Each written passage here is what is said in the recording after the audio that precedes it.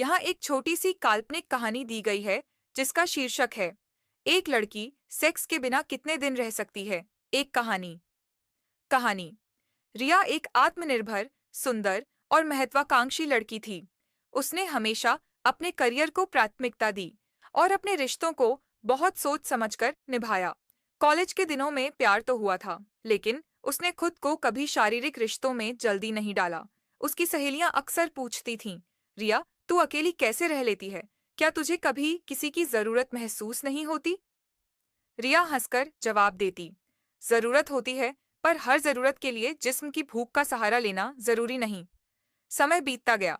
रिया की उम्र 28 पार कर चुकी थी।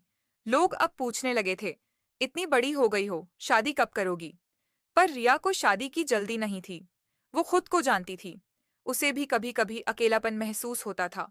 उसे भी कभी कभी एक साथी की चाह होती थी, शारीरिक और मानसिक दोनों स्तर पर। लेकिन उसने खुद से समझौता नहीं किया। एक दिन उसकी मुलाकात आदित्य से हुई। वो भी रिया की तरह सोचता था, गहराई, समझदारी और संयम से भरा हुआ। दोनों की बातचीत में वो जुड़ाव था जो जिस्म से परे था। और फिर एक दिन रिया ने आदित्य से कहा, मैंने खुद से कभी सवाल किया था कि क्या एक लड़की सेक्स के बिना जी सकती है? जवाब था, हाँ। लेकिन अब मैं समझ गई हूँ कि असली सवाल ये नहीं है कि कोई कितना दिन रह सकता है। असली सवाल ये है कि क्या जब वक्त आए तो क्या वो रिश्ता प्यार और समझदारी से भरा होगा या सिर्फ जिस्मानी भूख से।